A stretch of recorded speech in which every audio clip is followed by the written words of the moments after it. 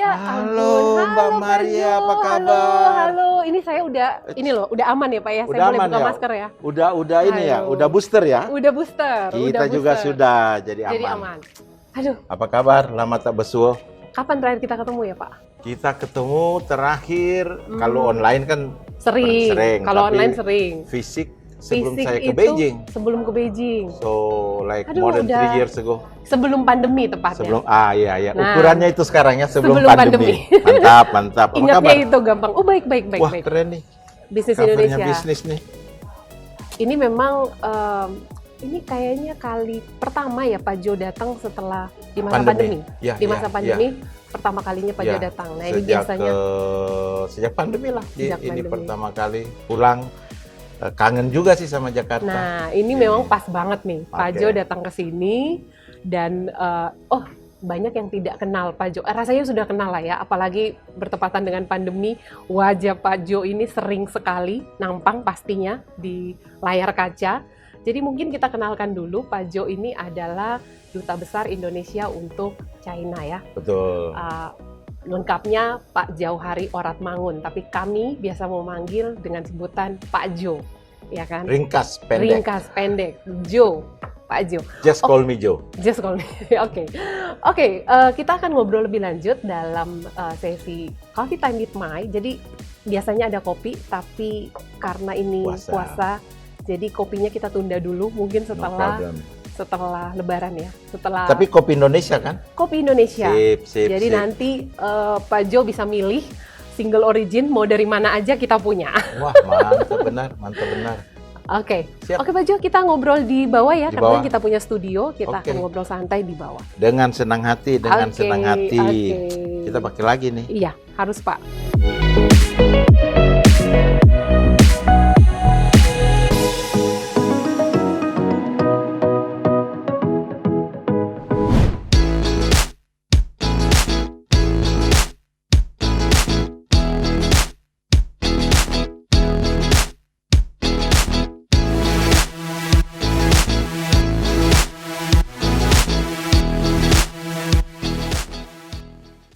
Ya, ini studio kami nih Pak. Keren ya? Keren ya? studionya. Coffee Time With Mai. with Mai. Mai, ya itu acaranya. Coffee Time with Mai. Iya. Oke, Pak, ini nampaknya saya mungkin jelasin lagi ya tadi. Jadi ini obrolan kita bersama Pak Jauhari Oratmangun, biasa dikenal dengan Pak Jo. Pak Jo ini sekali lagi saya perkenalkan Duta Besar Indonesia untuk China. Pak Jo ini kebetulan hari-hari ini saya memantau aktivitas beliau di Instagram. Beliau aktif bertemu pelaku usaha. Jadi pertanyaan pertama saya nih Pak, ada agenda apa datang ke Indonesia? Apa sekedar pulang kampung atau? Ini kan 2 tahun saya nggak ke Indonesia, hampir 2 tahun. Hampir 2 tahun. Kebetulan ada kesempatan untuk kembali ke Indonesia dan banyak juga pengusaha-pengusaha dari China yang ingin ke Indonesia bersama saya. Jadi ya saya ikut memfasilitasi kunjungan mereka ke sini, baik untuk investasi maupun perdagangan. Karena memang saat ini hubungan Indonesia dan China memang sedang baik-baiknya. Kalau saya bilang baik-baiknya itu terrefleksikan di angka-angka itu. Lalu mumpung saya ada di sini, mumpung mereka mau ke sini, karena ke sini kan sudah nggak karantina lagi. Betul. Waktu saya tiba masih karantina. Jadi sekarang pada berdatangan mereka, nah saya memfasilitasi mereka untuk investasi maupun perdagangan. Kira-kira begitu. Ada banyak berapa orang yang dibawa kali ini? Waduh, yang bawa, yang akan ke sini, saya kira saya sudah memfasilitasi lebih dari 15 perusahaan. Oh, oke. Lebih dari 15 perusahaan yang ke sini, bertemu dengan pejabat pemerintah dulu, lalu kemudian mencari partner di sini. Ada yang sudah berinvestasi dan bekerja sama di sini, datang juga ke sini. Berarti ada nilai-nilai di atas kertas nih yang sudah ada. dihasilkan. Betul, ada itu pasti ada. Oke. Karena saya ingin sekali angka kita di tahun 2022 itu meningkat lagi dibanding 2021. Setelah tertekan karena pandemi ya. Tapi menarik memang selama pandemi ini malah ekspor kita ke China meningkat signifikan. Itu yang fenomena menarik menurut saya. Ini membuktikan apa? Ini membuktikan bahwa eksportir kita itu luar biasa, simple as that, bahwa dalam situasi yang krisis saat ini ya sebenarnya karena ekonomi global juga tidak terlalu kondusif begitu, and yet ekspor kita ke China meningkat sangat signifikan, sangat karena pertumbuhannya itu dibanding 2020 di atas 70%. Di atas 70%. Di atas 70%. Kalau menurut data kepabeanan Cina, itu volume perdagangan antara dua negara ini itu meningkat 58% dibanding 2020. Nah, nilainya itu 124,8 miliar US dollar. Itu kalau dibandingkan dengan periode sebelum COVID? Naik 58%. Naik 58%? Itu total volume ekspor impor. Kalau ekspor kita sendiri naik 72%, di atas 70%. Yang paling banyak diekspor kalau lihat dari golongan penggunaan barang, itu barang mentah. Enggak, sekarang kita ekspor sesuai kebijakan pemerintah sudah barang jadi malah. Barang jadi. Misalnya ekspor makanan minuman kita naik signifikan, di atas 80%. Ekspor palm oil kita, ekspor batu bara kita itu yang masih masuk kategori mineral, ekspor baja kita. Baja naik. Karena smelter kan, ya, baja betul. Naik sangat signifikan. Dan sektor lainnya juga, electronics misalnya, kemudian furniture atau kayu olahan, jadi bukan kayunya, tapi kayu olahan menjadi furniture dan lain-lain, alas kaki, sepatu dan lain-lain itu meningkat sangat-sangat signifikan. Jadi luar biasa sebenarnya kinerja ekspor kita di era pandemi. Mungkin pandemi create creativity, mungkin itu ya. Industri kreatif kita juga berkembang pesat. Kalau lihat ini ya Pak Jo, dari penjelasan Pak Jo ini seperti kita mendapatkan angin segar kan, karena tadinya pandemi, hampir semua sendi-sendi perekonomian kita harus terpuruk gitu ya, dan sekarang ini seperti sudah bangkit, bahkan kalau mau dibilang udah dalam fase siap berlari. Iya, betul. Kita kan Cina tahun lalu pertumbuhan ekonominya itu di kisaran 8,1 sampai 8,5%, tergantung kita lihat siapa yang merilis, jadi kisarannya itu. Kita kan di atas 3% juga. Dibanding negara lain sebenarnya pertumbuhan kita masih bagus begitu. Nah, yang mendrive ini mungkin antara lain juga dengan China. Bukan berarti China satu-satunya partner dagang kita, tetapi dia salah satu yang besar saat ini. Misalnya kita dulu ASEAN itu waktu saya tiba di sana itu kita ranking kelima di ASEAN. Saya bilang nggak terlalu pas lah Indonesia sebagai istilahnya itu comprehensive strategic partnership. Jadi kalau kita dulu teman, sekarang kita bersahabat. Saya simpel melihatnya. Persahabatan itu antar dua negara harus terrefleksikan di angka. Betul. Jadi angka itu harus naik. Nah, itu yang kemudian sekarang kita sudah ranking ketiga, 5 naik ketiga, kita sudah di atas Singapura dan Thailand. Pertama itu Vietnam, kedua itu Malaysia. Nah, mudah-mudahan perkembangan selanjutnya bisa jauh lebih baik. Bisa menggeser. Bisa menggeser. Tapi ASEAN secara keseluruhan itu mitra dagang utama kita sekarang ASEAN itu adalah China. Volume perdagangannya 700, di atas 700 billion US dollar. Betul.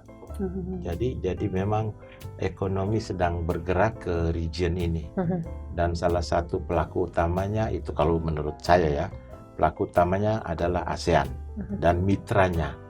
Nah, ASEAN somehow kita kan leader di ASEAN, mestinya kita mendapatkan manfaat ekonomi dari itu. Nah ini Pak, ini kalau bicara China sendiri sekarang kondisinya di sana tuh seperti apa sih gitu? Kalau aktivitas ekonomi sebenarnya sudah berjalan dengan baik dan lancar, tapi mereka itu ada namanya zero tolerance policy, kebijakan yang zero tolerance untuk COVID begitu. Nah, sekarang kan ada beberapa kota yang lockdown karena ada peningkatan kasus. Tapi peningkatan kasus sebenarnya dibanding negara lain dan jumlah penduduk mereka yang nyaris 1,5 miliar sebenarnya kecil. Tapi karena zero tolerance, jadi mereka tidak mengizinkan ada aktivitas apabila ada kasus COVID yang bertambah begitu. Nah, misalnya sekarang half lockdown Shanghai, jadi Shanghai ini dan Shanghai barat dan timur lah, karena dibatasi oleh sungai itu. Ini sekian hari di lockdown, setelah itu Indengar lockdown di sini. Begitu juga Shenzhen, ada pembatasan juga untuk masuk Beijing karena Beijing kan ibu kota, jadi begitu juga di Jilin, jadi beberapa kota. Jadi kalau ada kasus di lockdown untuk bisa dimonitor di COVID, dibuat PCR test dan lain-lain supaya diketahui persis penyebarannya kemana sehingga bisa disembuhkan lah. Jadi itu cepat. Tapi itu it's cost them a lot of money ya sudah. Yes.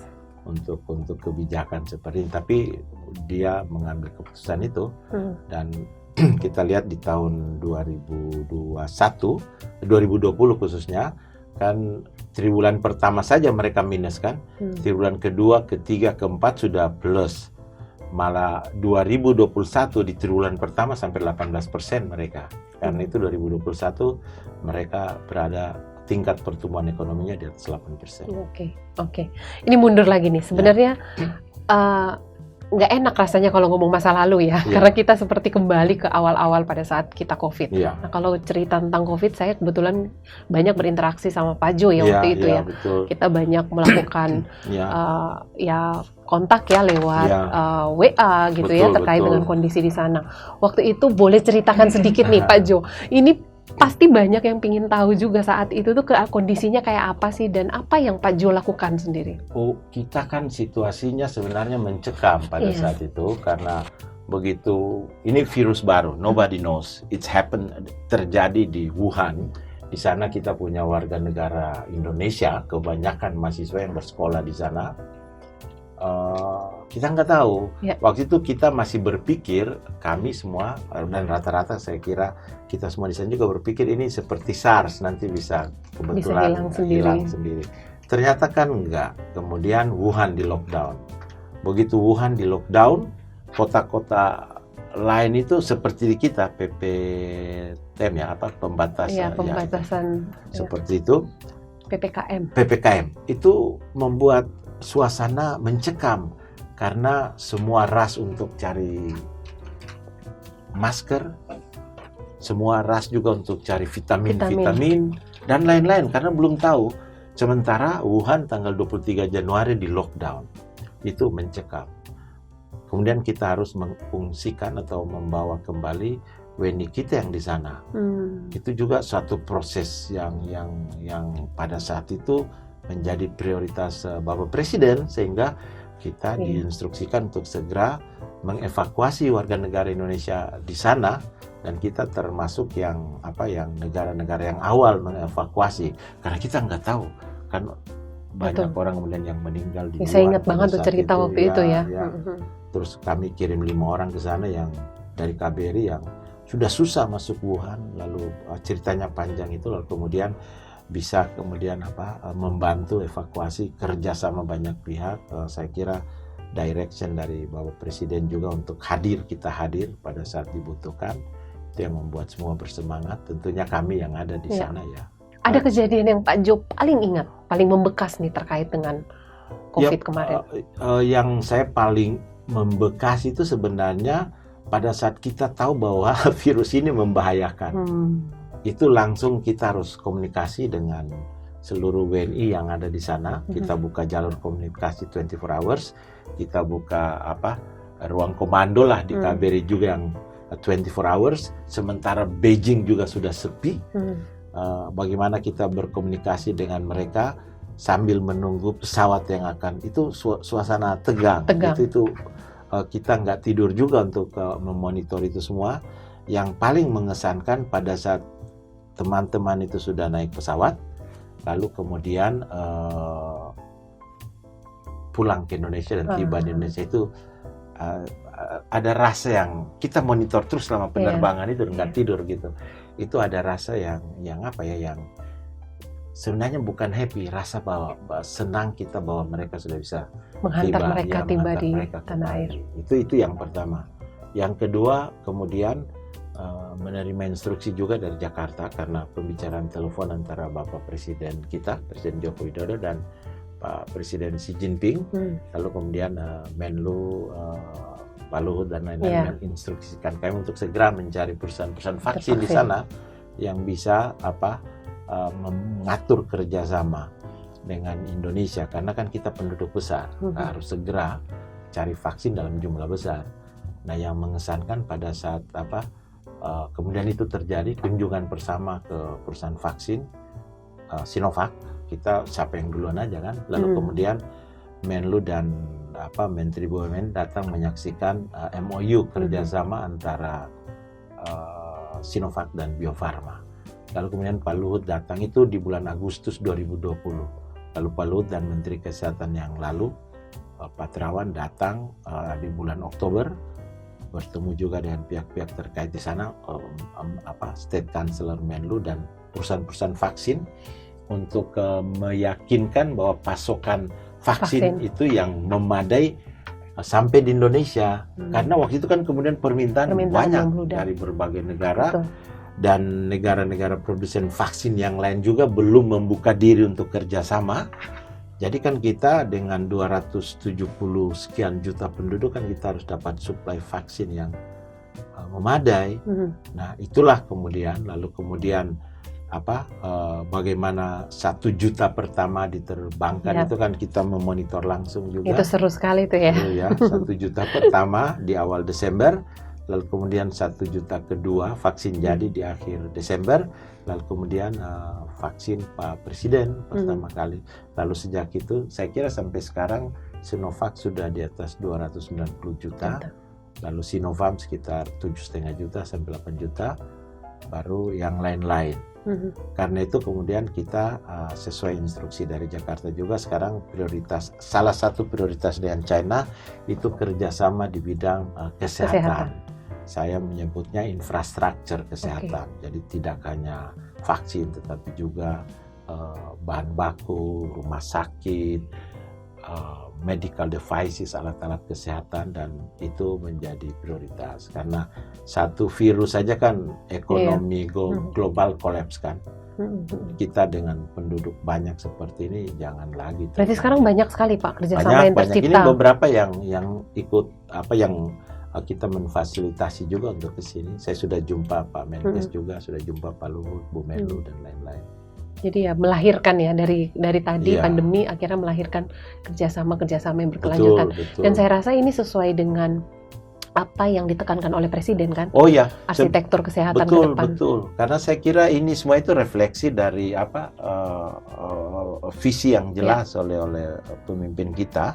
Kemudian terrefleksikan dalam sort of plan of action kan begitu. Kami ya yang di China kami lakukan apa yang diinstruksikan dan diminta. Ini salah satu prioritas. Jadi ya mudah-mudahan berhasil. Banyak industri kesehatan di China juga sudah sangat maju. Untuk bahan baku kan mereka supply chain-nya kan mereka yang, jadi kita kerjasama bahan baku juga, vaksin juga, bioteknologi juga.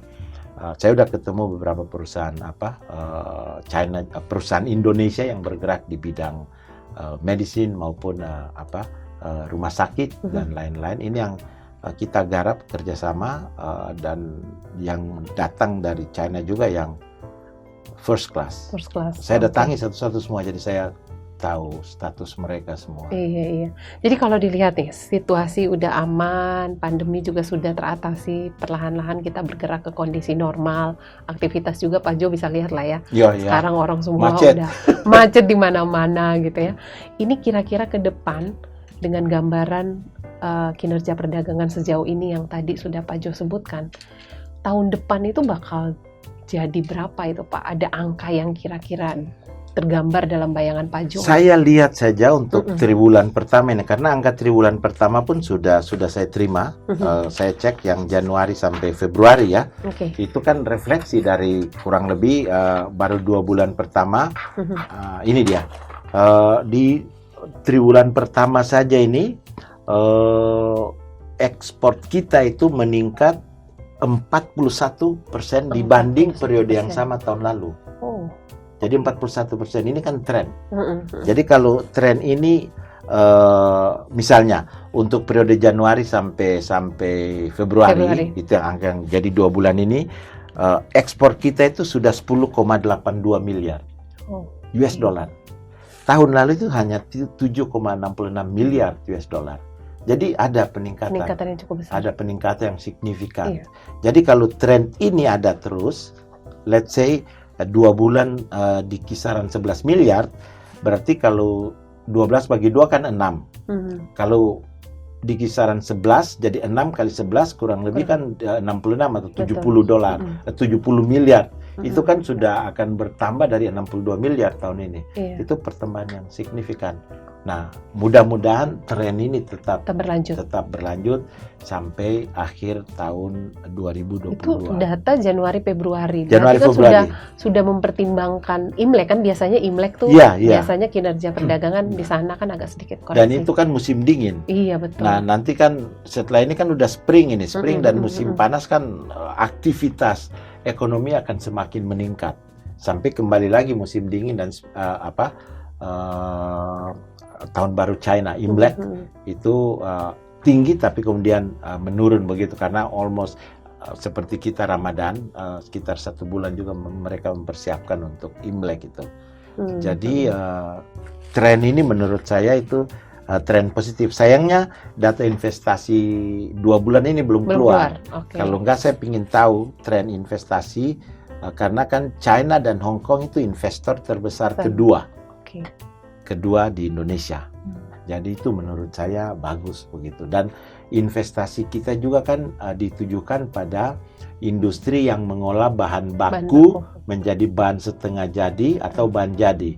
Jadi value added-nya itu tinggi, besar. Kita dapatnya lebih besar.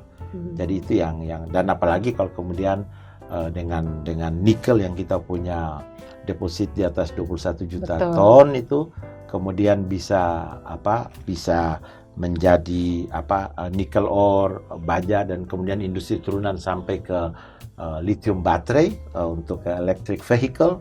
Nah, itu yang sedang kita garap dan kita sudah menghubungi berbagai pihak juga atas instruksi dari Pak Luhut dan beberapa menteri lainnya. Itu niatnya itu besar.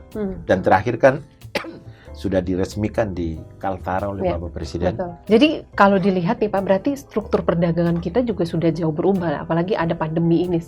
Iya, memang saya termasuk orang yang optimis melihat kreativitas anak-anak muda di Indonesia dan eksportir kita. Itu terrefleksikan juga dalam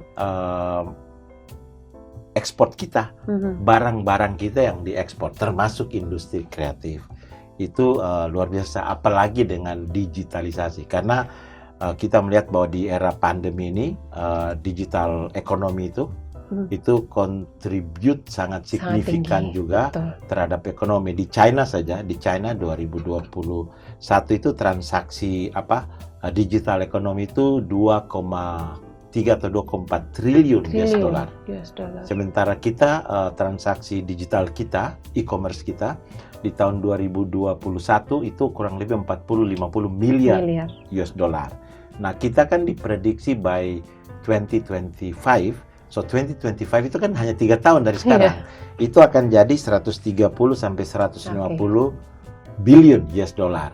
Nah, karena itu transformasi digital juga menjadi prioritas kerjasama kita di China saat ini. Dan saya kira China one of the leader country sekarang untuk digitalisasi. Kontribusi digital ekonomi mereka ke GDP mereka sudah 32%. Ini datang ke sini ada juga kerjasama digital itu? Ada, termasuk kerjasama digital. Sudah rintis banyak. Saya sebelum ke sini saya ketemu dengan Chairman ByteDance. ByteDance itu yang punya TikTok sama Douyin. Banyak JD.com. Di sini kan jadi JD.ID. Karena menarik sekali Pak Jo, kalau lihat Cina ini melihat kita juga, kita pasar yang besar banget kan dengan konsumsi pertumbuhan yang jauh besar. Tapi memang instruksi yang diberikan kepada saya dan itu yang terjadi itu jelas. Pertama B2B, kedua itu harus ada transfer of technology. Itu patokan jelas untuk investasi yang masuk ke Indonesia.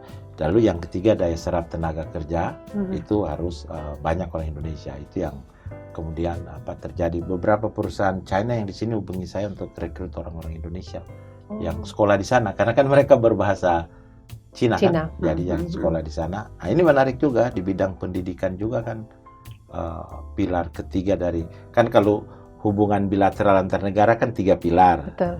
Pilar politik keamanan, pilar ekonomi pembangunan, pilar sosial budaya. Ini menarik juga karena jumlah anak Indonesia yang sekolah di sana sudah mendekati 16.000. Wow, banyak sekali ya.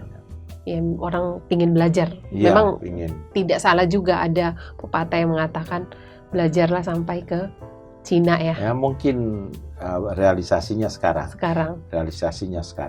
Tapi saya kira kan kita tetap berpedoman pada kebijakan luar negeri kita yang dicanangkan oleh bangsa kita ya, yang direfleksikan itu oleh Pak Muhammad Hatta itu bebas aktif. Mendayung di antara 2 karang. Nah masalahnya karangnya sekarang nggak 2, karangnya banyak nih. Termasuk kalau menurut saya, I might be wrong ya, tapi karang satunya itu sosial media. Iya betul. Jadi sekali. Mendayung di antara berbagai karang, jangan kita tabrakkan perahu kita ke karang ini, nanti karam. Jadi mendayung yang cantik, dan saya kira so far kita bagus. Iya, kita bagus. Saya tentunya pernah jadi duta besar di Rusia dan sekarang di China. Kan bisa melihat itu. Saya pernah di PBB juga nyaris lebih dari 10 tahun dan di New York 8 tahun kan. Jadi punya perbandingan lah ya. Bisa membandingkan hal-hal seperti ini, dan if you ask my opinion, I'm so proud of apa yang sedang terjadi di Indonesia sekarang, khususnya di kalangan muda, luar biasa. Betul. Luar biasa. Selain sangat kreatif, semangat kebangsaannya juga luar biasa.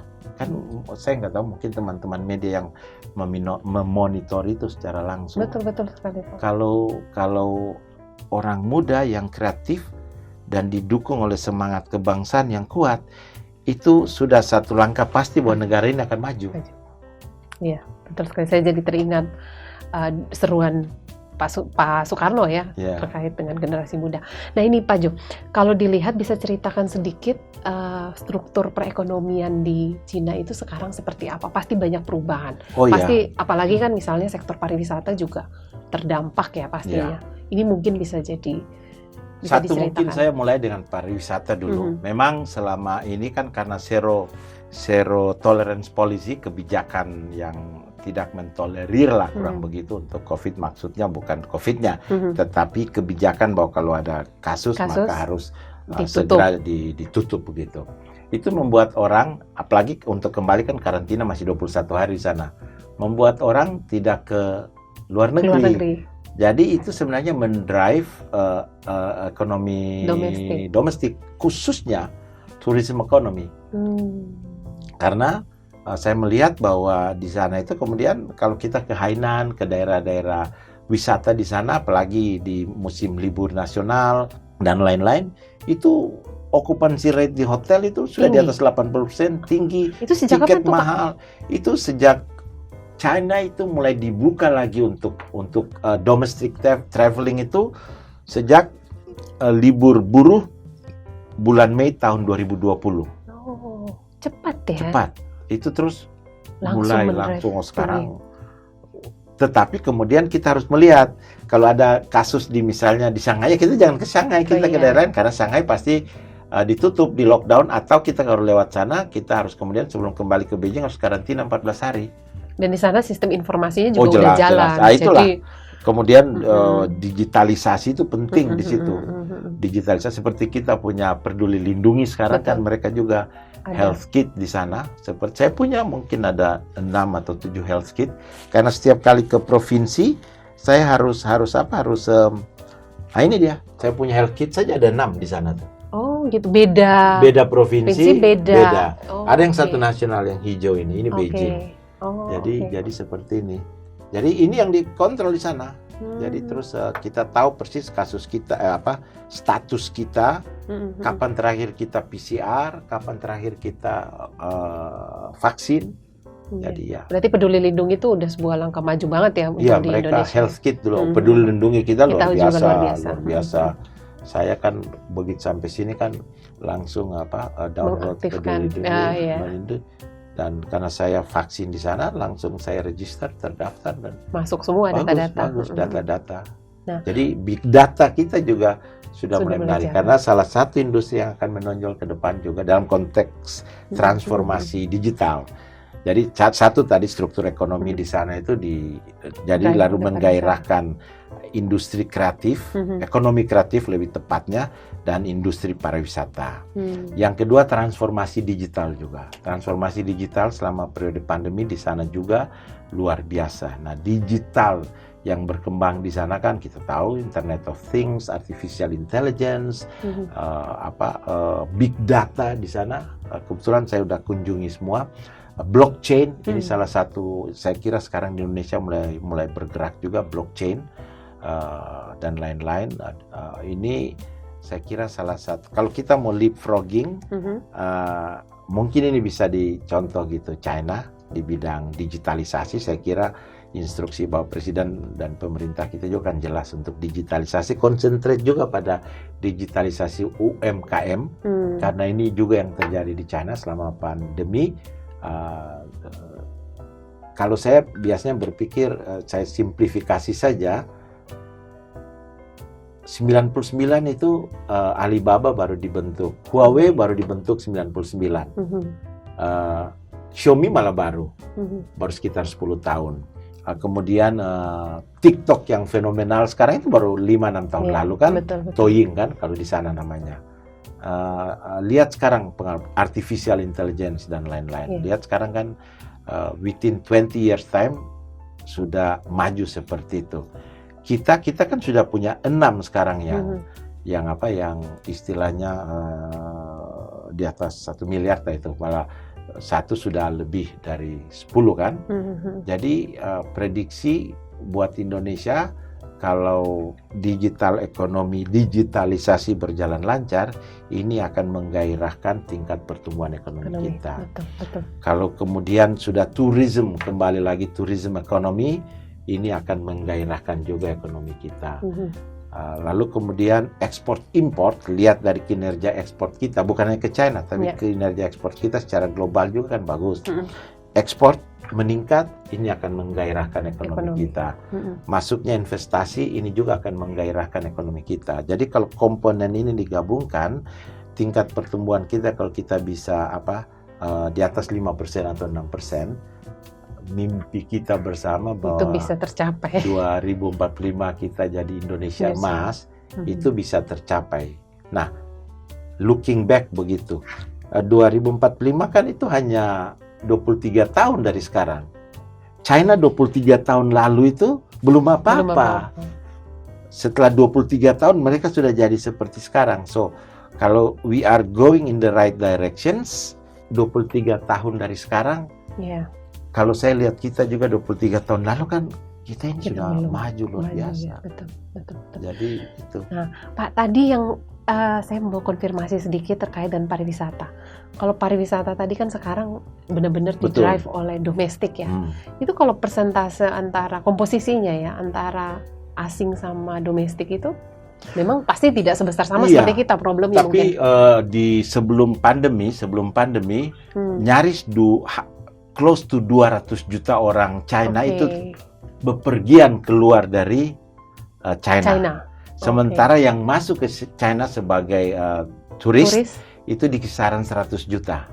Jadi 200 juta orang China yang supposed to go to luar negeri sekarang spending di dalam negeri. Itu jadi luar biasa. Jadi saya kira kebijakan pemerintah di bulan Desember kalau nggak salah kan jadi kan mau membuat orang Indonesia juga tidak keluar negeri kan. Betul. And then kemudian menggairahkan domestic tourism. Tapi kalau di sana kan biasanya kayak di Indonesia nih Pak, konsumsi pengeluaran dari turis domestik itu jauh lebih sedikit, walaupun secara jumlah lebih besar. Di Cina juga seperti itu kan? Ini yang menarik. Di China mungkin karena kelas menengahnya meningkat ya. Saya senang contoh konkret aja. Ini belum lama ini saya diundang waktu malam pergantian tahun, diundang untuk menghadiri pesta pergantian tahun orang Indonesia di Shanghai. Kebetulan saja distributor Rolls-Royce di Shanghai itu orang Indonesia. Dan juga Porsche. Nah, penjualan Porsche dan Rolls-Royce paling banyak di dunia itu di China. Oke. Dan pembelinya itu rata-rata anak-anak muda Hmm. yang luar biasa. Jadi Memang. di dekat tempat tinggal saya aja namanya Sanlitun, di sana itu daerah hangoutnya anak-anak muda ini. You will find Rolls Royce warna pink, warna biru. Kan itu keluar dari tradisi klasik Rolls Royce maupun Lamborghini dan lain-lain. Betul. Nah ini apa? Dan sekarang billionaire paling banyak di dunia kan ada di Beijing. Betul. Dan Shanghai. Jadi kreatif ekonomi itu cukup menggairahkan. Ini yang membuat China leapfrogging. Oke. Begitu kurang lebih. Pak Jo, saya teringat ada satu istilah obor. Oh ya. One Belt, One Road. Ya. Itu apa kabarnya sih? Oh, kabarnya baik-baik saja. Itu kan bertransformasi menjadi Belt and Road Initiatives. Yep. Tapi gagasan ini kan dicanangkan pertama kali oleh Presiden Xi Jinping pada saat berkunjung ke Indonesia tahun 2013, pada saat beliau pidato di parlemen, di DPR. Nah, itu bertransformasi sekarang menjadi Belt and Road Initiatives. Nah, kerjasama kita dengan mereka itu kita punya Global Maritime Fulcrum, poros maritim dunia. Jadi kita mensinergikan poros, satu-satunya peserta BRI kita yang bisa mensinergikan program nasional kita, Belt and poros maritim dunia dengan Belt and Road Initiative. Itu ditandatangani MOU di tahun 2019. Refleksinya itu di 4 koridor ekonomi. Jadi pertama koridor ekonomi Sumatera Utara. Itu untuk hub ke ASEAN. Kita lihat sekarang sudah banyak proyek dari China yang ada di sana. Yang kedua itu koridor ekonomi Kalimantan Utara. Nah, itu yang baru diresmikan Bapak Presiden beberapa hari yang lalu untuk Renewable Energy Hub. Jadi kita cari investor juga ke arah sana. Yang ketiga itu adalah koridor ekonomi Manado. Itu untuk jadi hub ke Pasifik. Karena itu saya ke Manado besok. Yang keempat itu koridor ekonomi Bali. Ini untuk innovation, teknologi research. Ini sudah banyak dilakukan. Presiden kan baru berkunjung ke Kura-Kura Bali. Ini kan kita kerjasamakan dengan Shenzhen. Jadi Shenzhen kan kota yang berkembang sangat pesat. Lalu nanti ada Center for Innovation Tsinghua, Southeast Asia di sana, di situ. Jadi kan yang mendrive ini semua di sana kan Tsinghua. Nah ini 4. Selain koridor ekonomi, kita juga punya non-koridor ekonomi. Itu salah satunya kereta cepat Jakarta-Bandung. Semalam saya baru makan malam dengan mereka juga. Nah, itu juga banyak ditanya-tanya tuh, nasibnya kayak apa tuh, Pak? Ya, saya kira kan kemarin Pak Luhut habis berkunjung ke sana. Mudah-mudahan uji cobanya kan sudah ditargetkan pada saat G20 ini. Jadi ya, kalau untuk teknologi kereta cepat kan sekarang China. Mereka di depan lah begitu. Yang berikut ada namanya Twin Countries, Two Parks Twin Countries. Jadi kita kerjasama park yang ada di Fuqing, kota Fuqing. Saya sudah 4 kali ke sana lihat dengan park-park juga yang ada di sini, industrial park. Selain untuk industrinya sendiri, investasi dibilang di industrial park, tetapi juga untuk hub untuk perdagangan. Jadi misalnya kita masuk ke Fujian itu untuk masuk ke berbagai daerah di China dengan perlakuan khusus. Ini juga sudah berjalan dengan baik. Nah ini yang terjadi. Tadi tanya apa kabarnya? Baik-baik saja. Baik-baik saja. Banyak sekali perkembangan yang terjadi. Dan memang sudah terjadi. Karena ini komplit sekali kan kerjasamanya di dalamnya ini. Jadi kalau ini semua terwujud luar biasa gitu. Ya, saya yakin we are going in the right direction. Jadi mudah-mudahan ini terjadi. Bukan berarti this is the only kerjasama, karena kita juga menjalin kerjasama dengan pemain-pemain global lainnya. Refleksi dari politik bebas aktif kita. Ini tadi sempat nyinggung G20. Ini ada agenda apa nih Pak Jo? Agendanya kan pasti Mbak Mari dan teman-teman sudah tahu. Tapi recover stronger, recover together. That's the theme. Tapi ada 3 prioritas yang kita kaitkan juga. Pertama adalah infrastruktur kesehatan dengan China pas. Yang kedua adalah renewable energy. Itu yang kita sekarang kerjakan juga. Ini yang datang dengan saya, ini ada investment di sektor solar energy, wind energy, waste management. Kan kita sudah ada prioritas untuk pengolahan sampah di 12 kota yang nanti kita sudah berapa kota yang menang tender ini kerjasama dengan China, solar energy juga. Lalu kemudian yang terakhir kan prioritas G20 adalah transformasi digital. Nah ini kan Cina juga di depan. Jadi dalam konteks tiga ini kita sudah bahas juga untuk kerjasama yang bisa kita petik hasilnya pada saat G20. Pada saat summit G20 puncaknya itu yang sedang. Berarti nanti banyak nih, Pak Jo akan mengawal banyak sekali rencana-rencana sudah mengawal beberapa investasi. kesini nih. Sudah jalan, tapi mungkin pada saat itu biasanya nih, kalau saya lihat sebelum-sebelumnya kan pada saat itu momentum itu tercapailah banyak kesepakatan. Kita beruntung memang kita punya Ibu dan Bapak Menteri yang sangat fokus. Jadi Ibu Menlu, Pak Menko Maritim yang fokus sekali melihat prioritas kita, apa yang perlu kita kerjakan dengan China, Menko Perekonomian, Pak Menkes juga itu kan very fokus kan. Look hasilnya sekarang kan, Menteri Perdagangan juga Pak Lutfi. Pak Lutfi sejak jadi menteri kan sudah 2 kali juga ke China. Betul. Jadi menurut hemat saya, kalau kita kelola dengan baik, kerjasama dengan China akan berkontribusi juga pada pembangunan nasional, tingkat pertumbuhan ekonomi kita juga dalam konteks G20. Iya. Tentunya geliat ini siapa orang di balik ini ya, tentu aja ada Pak Jo kan yang bisa mengorkestrasi. Paling saya di sana, di sana representatif. Dirijennya itu ada di sini. Okay. Kita kan hanya orang lapangan, sama seperti teman-teman ya. Kita di lapangan aja, disuruh A kita kerjain A, disuruh B kita kerjain B. Karena saya lihat aktif sekali Pak Jo gitu. Ya nggak ada pilihan lain supaya tetap sehat kan. Betul sekali. Nah, menarik. Ada sesuatu nggak Pak di sosial media kan? Mungkin ada lagu. Ada lagu, beberapa lagu Indonesia. Khususnya lagu-lagu Indonesia Timur yang populer di TikTok, itu populer di sana, malah dibuat bahasa Cinanya. Wow. Iya, dan saya kira ada copyrightnya segala karena mereka sebutkan sumbernya juga. Jadi lagu seperti Kasuka koi, ko suka dia di sana. Let's go party, something like that. Terus lagu Mama Muda, Mamut. Ada Muda. juga. Ada di sana. Dan udah ada bahasa Cinanya juga. Iya. Terus lagu Mama Muda, enggak, masih bahasa Indonesia. Masih bahasa Indonesia. Iya, tapi kan iramanya itu menarik. Terus lagu-lagu Indonesia Timur itu yang lagi populer banyak itu di sana populer juga.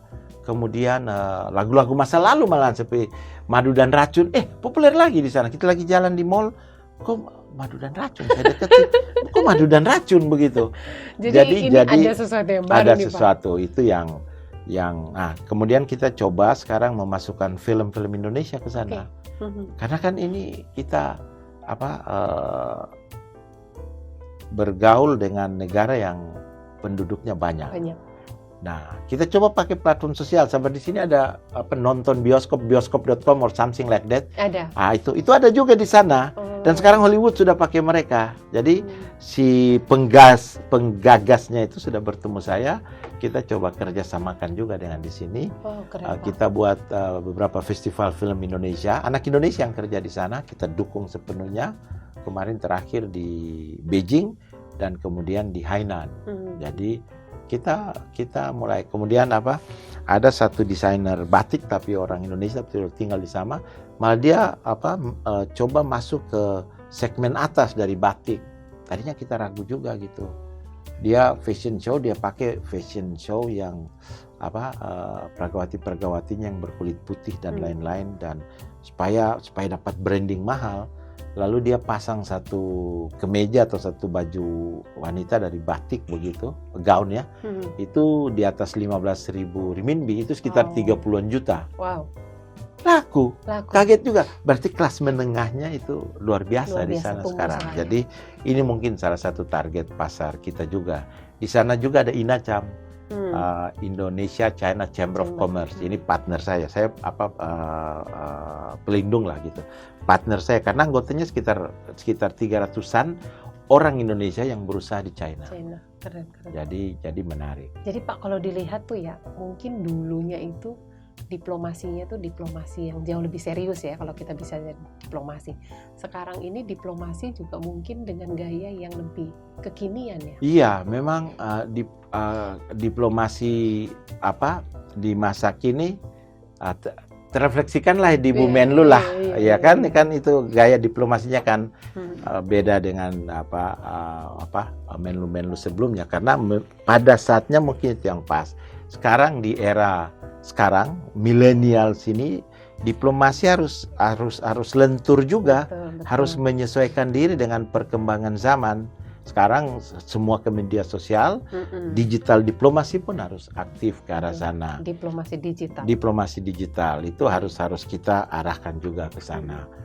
Sekarang kita dibikin target ekonomi, diarahkan juga ke sana. Sekarang ada pandemi, berarti kesehatan jadi utama. Diplomasi juga harus menyesuaikan diri bahwa harus ke sana, dan diplomat yang ada yang muda sekarang digariskan dengan baik kebijakan oleh Bu Menlu itu bahwa ini harus sana, sehingga disesuaikan di pusdiklat kita. Betul. Di sekolah dinas luar negeri kita, dan itu yang mengajar itu pelaku-pelaku.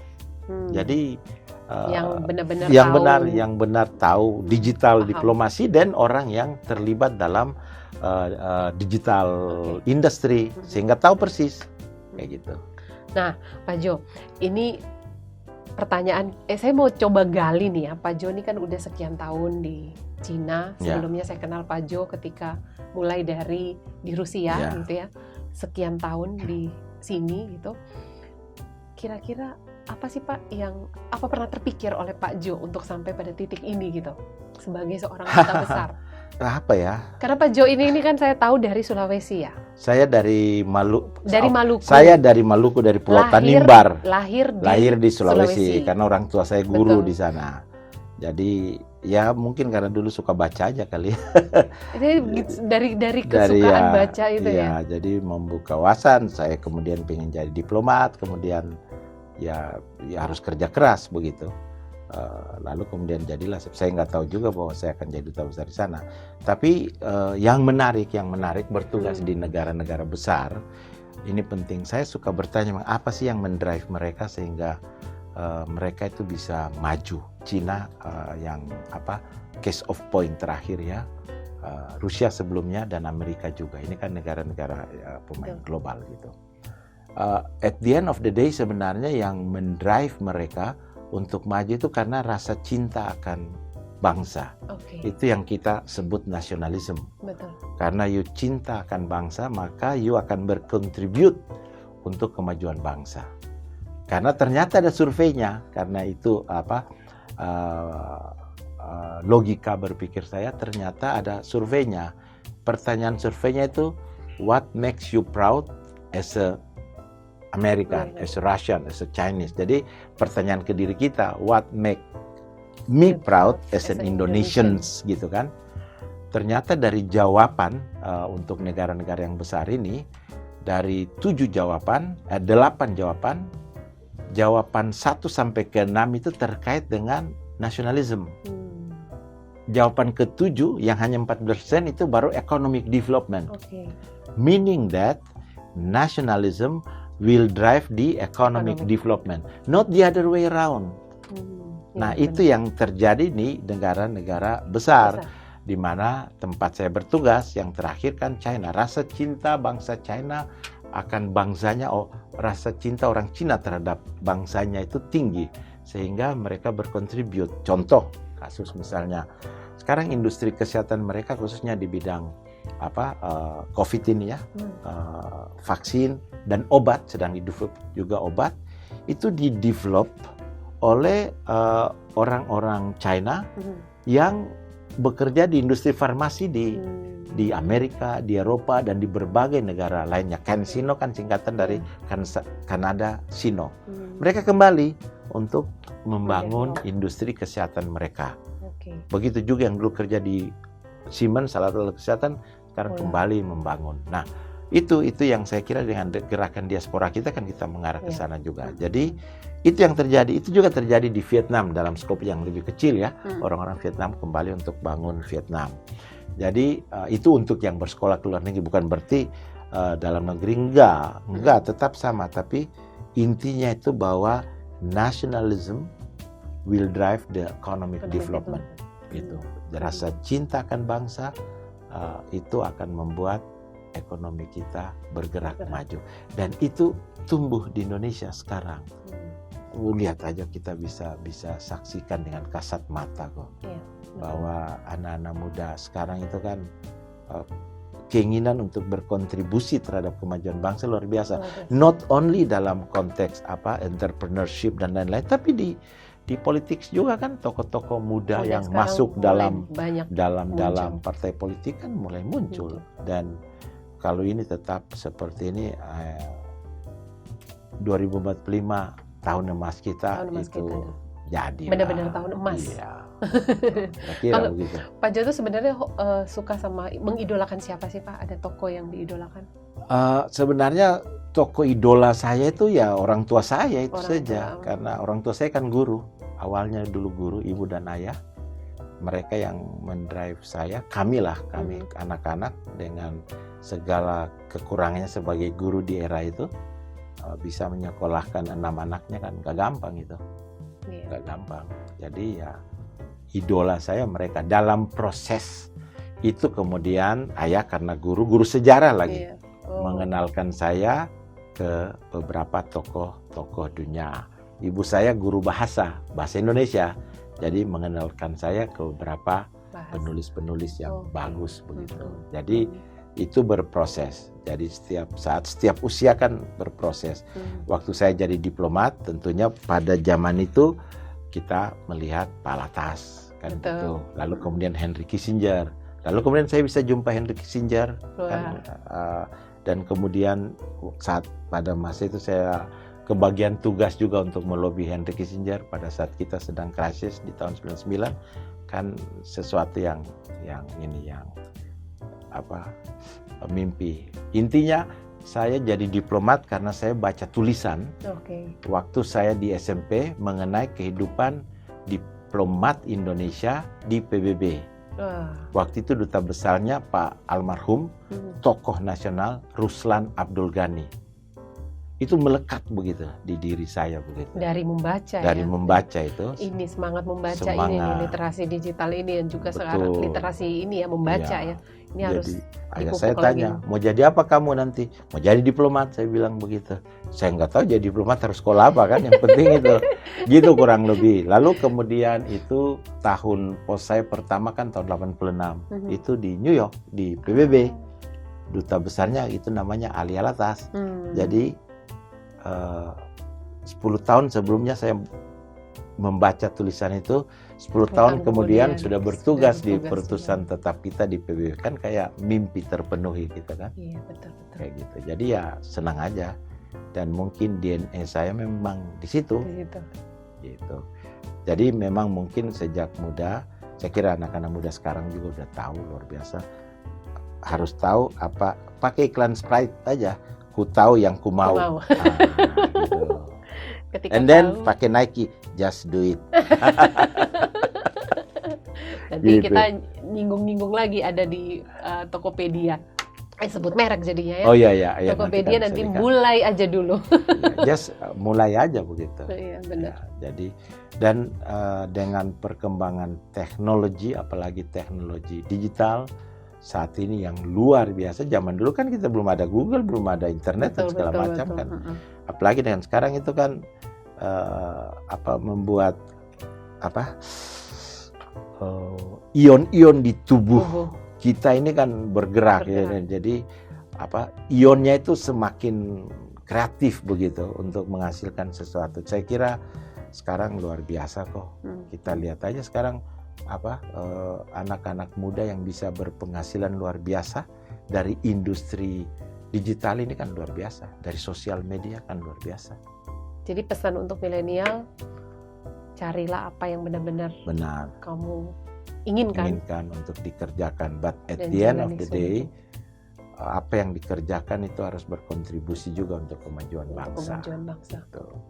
Oke, ya jadi ini obrolan kita tidak terasa nih, udah sampai Lama juga ya? Lama juga. Thank you, udah Mbak. hampir 1 jam. Terima kasih banyak Pak Jo. Ini senang sekali karena kesempatan ini menjadi kesempatan bagi kami juga untuk mengupdate banyak sekali informasi.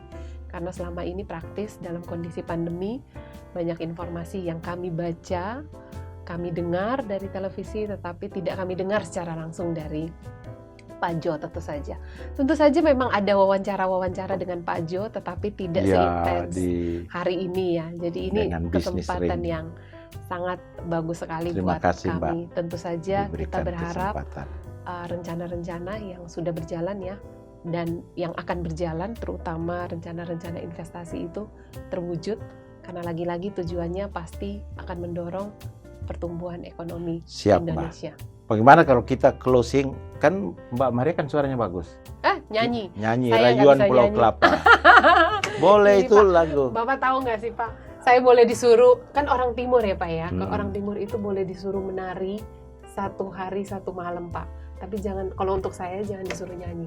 Tapi saya tahu Pak Jo ini suaranya bagus sekali. Enggak bagus. Tapi jadi kita minta Pak Jo, saya dengar aja. Saya mendengung di sana. Enggak, saya pingin karena lagu ini selalu membuat kita ingin berkontribusi buat Indonesia. Tanah airku Indonesia, negeri elok amat ku cinta. Tanah tumpah darahku yang mulia, yang ku puja sepanjang masa. Asik. Tanah airku aman dan makmur, Pulau Kelapa yang amat subur, Pulau Melati pujaan bangsa sejak dulu kala. Nyanyi. Melambai-lambai, niur di pantai, berbisik-bisik, Raja Klana memuja pulau yang indah permai, tanah airku Indonesia. Aduh, itu luar biasa, bagus sekali loh. Ini pertama kalinya ruangan ini dipenuhi dengan nyanyian yang begitu indah. Dan saya terus terang Pak, kalau dengar lagu ini saya juga terharu sekali, karena kalau dengar lagu ini kita memang serasa dipanggil pulang terus ya Pak ya. Dan saya juga bisa merasakan pasti Pak Jo punya emosional itu yang sangat terasa besar ketika mendengar lagu tersebut. Oke, tadi penutup lagu sangat indah sekali, Pak Jo bernyanyi untuk kita, suara dari timur. Bernyanyi dengan indah Rayuan Pulau Kelapa, dan ini tentunya buat kita anak-anak muda, generasi muda, kita diingatkan untuk selalu memberikan kontribusi tanpa batas kepada negara kita. Karena kalau bukan kita, siapa lagi? Terima kasih sekali lagi Pak Jo, terima kasih buat teman-teman, rekan-rekan sobat bisnis yang mendengar acara ini, yang menonton acara ini. Kita jumpa di lain kesempatan.